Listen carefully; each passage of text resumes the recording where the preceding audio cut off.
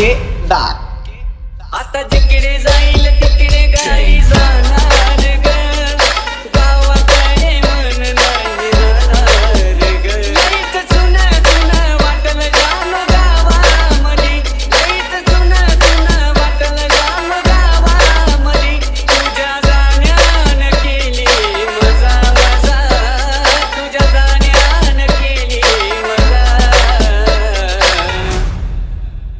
लगीन होण्याआधी It's Godo style.